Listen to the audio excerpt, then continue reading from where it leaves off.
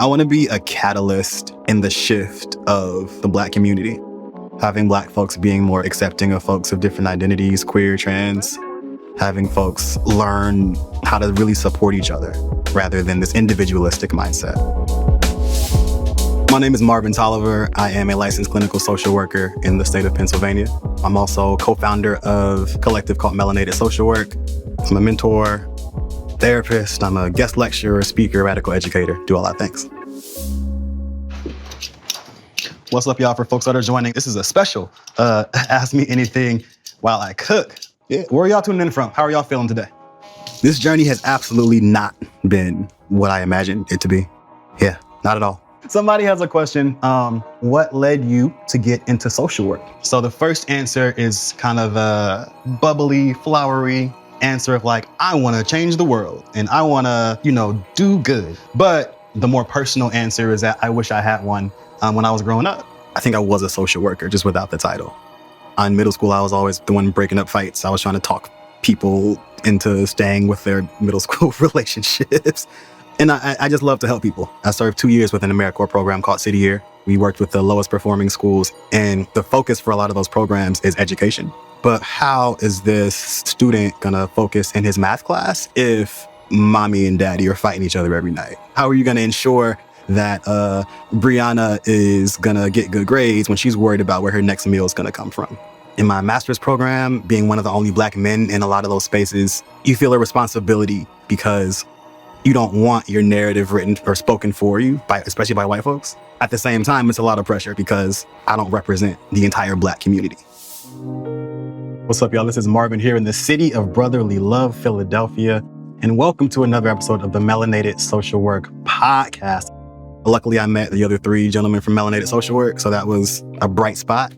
We would have classes together and we would just make sure folks look at different perspectives. Or if you're talking about a new intervention or a new theory, ask, okay, well, how will this affect low-income communities of color? Will they have access to this type of support? What do you think our role is as men? Knowing our platform, knowing that women, for the most part, have been really riding for us. We've had lots of separate conversations about this recently and trying to figure out what does this platform look like, particularly being for cis men. We got to be able to hold each other accountable in a meaningful way, in a way that really starts to shift the culture. Most, if not all of the issues that a lot of my clients deal with, when you look at the root causes, it's systems. I had a client that was struggling with severe depression. A lot of people in our community will place blame on her. Oh, you're 40 and you're not married and no kids? What's wrong with you? Right? But the issue is, how are we policing women and their bodies and their existence?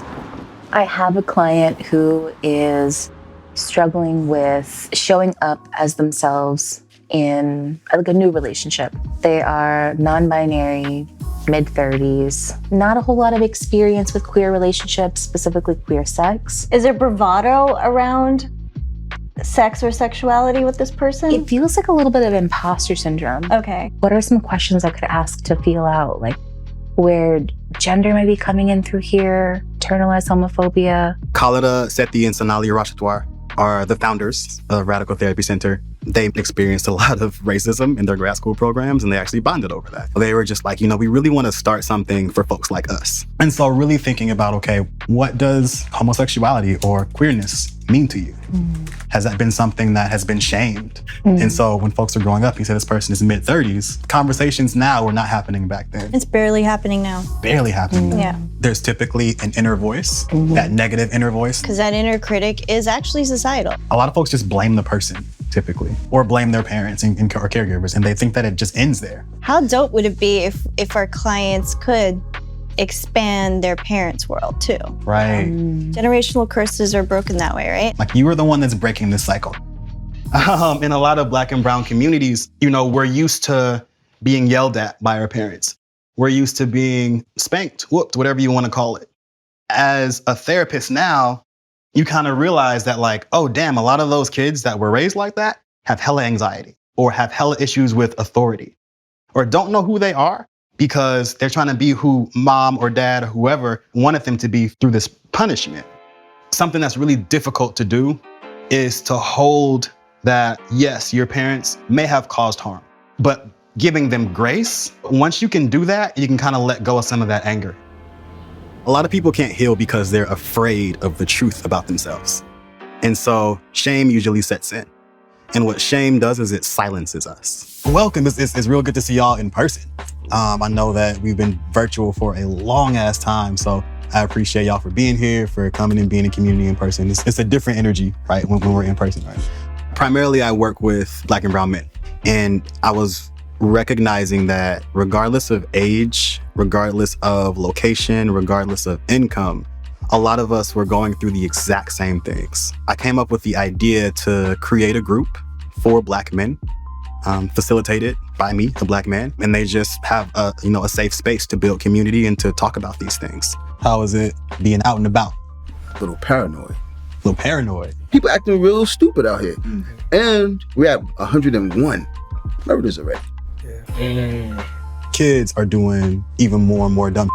And it makes me kind of think about how Black boys aren't allowed to be children. I mean, we all got that face. What age did y'all develop that face? On the ice grill, 6. What you call it? Ice grill? Very early.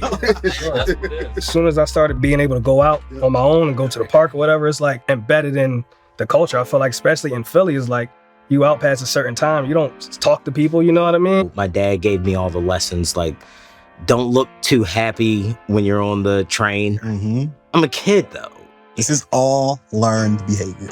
You were raised in a different neighborhood where you had like different resources. You can realize that like, oh, we have a conflict. We can like go to Starbucks and sit down over coffee and like have a conversation. But your environment sets a different tone. Yes. Where we are right now in a lot of different communities, absolutely, you need your ice grill. You probably gonna have to fight in order to make some shit go away. But what are we doing to change this narrative? When you think about, well, what do you want to be when you grow up? I don't think I've ever heard anybody say a social worker.